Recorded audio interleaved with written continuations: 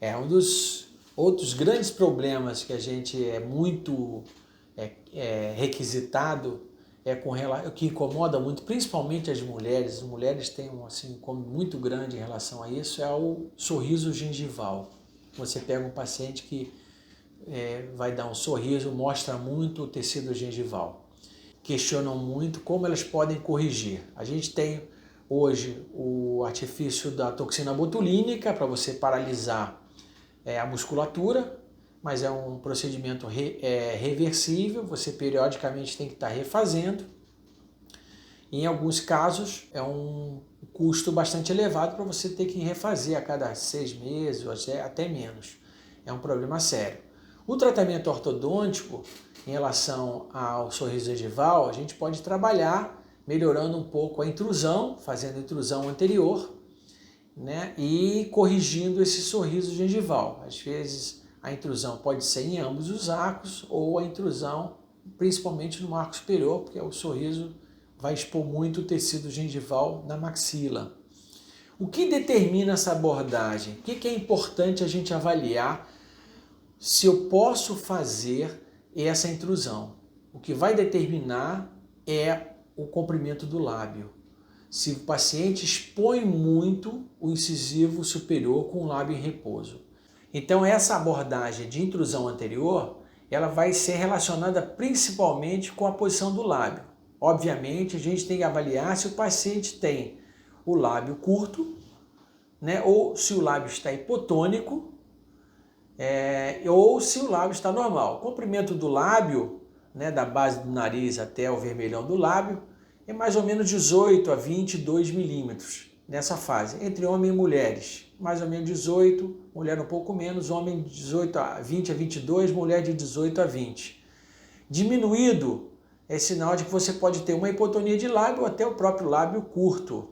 Então você tem que avaliar um outro tipo de abordagem em relação. Então a exposição do tecido gengival não é por causa de uma extrusão dentária, e sim porque o lábio está com um volume menor. Então a abordagem é outra. Ou você vai fazer uma intervenção a nível do lábio, cirurgia plástica, ou toxina botulínica para você paralisar a musculatura do orbicular e, consequentemente, o paciente mostrar menos o incisivo, já sabendo que existe um custo, que é um custo perene, porque você tem que refazer se você for usar a toxina botulínica. Se você fizer algum tipo de cirurgia, nem sempre você vai conseguir resolver isso corretamente. Quando você tem o sorriso gengival por um crescimento maxilar para baixo e para frente, que é muito comum em pacientes dolicofaciais ou pacientes que têm problema respiratório, esse tipo de abordagem, na grande maioria das vezes, é um procedimento cirúrgico. Não existe nenhum procedimento ortodôntico, nem corretivo, estético, que vai melhorar isso. Esse paciente ele tem que ser indicado para um tratamento ortodôntico cirúrgico, para você reduzir a altura facial desse paciente. É um problema ósseo, então a discrepância óssea. Esse cuidado você tem que ter na hora do teu diagnóstico. Você observar se a maxila cresceu muito para baixo e daí você ter esse sorriso gengival, ou não, se é um problema dentário, não é um problema ósseo, o dente está destruído, ou o lábio está encurtado, ou o lábio está hipotônico. Então, abordagens diferentes para o mesmo problema. Então, se você tem um problema ósseo, você tem que tratar associado à ortodontia com a cirurgia ortognática. Se você tem um problema dentário, você vai trabalhar com intrusão dos dentes anteriores. Se você tem um problema muscular, você vai trabalhar com fonoterapia. Você vai trabalhar com cirurgia e fonoterapia, se for cirurgia plástica e fonoterapia. Com isso você consegue resolver. O que não pode é você ter um paciente com um problema esquelético, você achar que com toxina botulínica você vai resolver o problema desse paciente. Não vai resolver, ele vai continuar fazendo exposição ao sorriso, que é uma coisa desagradável, os pacientes ficam incomodados.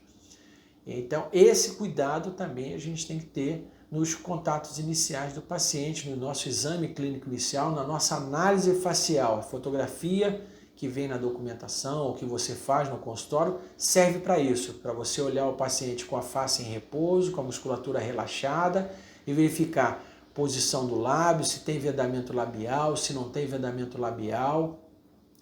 Uma coisa que eu lembrei agora que é importante com relação às fotografias é que alguns pacientes vêm da documentação, paciente que vem com a fotografia de face com a boca fechada. E você observa que esse paciente é um respirador bucal. Isso vai impactar, essa análise, essa fotografia, vai impactar na sua análise facial e na sua medida. Às vezes, da tomada da cefalometria, ele vai ficar com a boca fechada. Então, as análises de tecido mole, elas vão ser impactadas, não vão ser fiéis à condição clínica do paciente.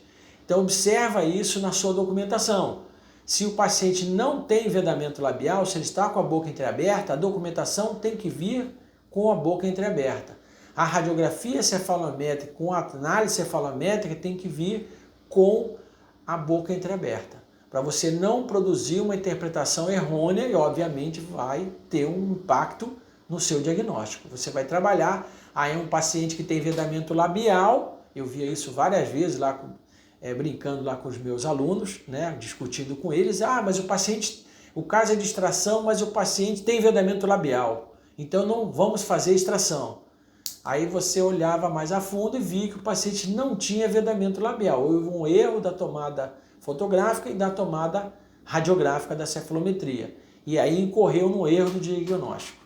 Então tomar um pouco de cuidado em relação à tomada fotográfica e a tomada radiográfica para você analisar a parte de perfil do paciente, a parte frontal também e a exposição, que é o que eu falei no tópico anterior, em relação a você trabalhar intruindo incisivos ou mexendo na maxila ou fazendo alguma parasilação muscular com toxina botulínica.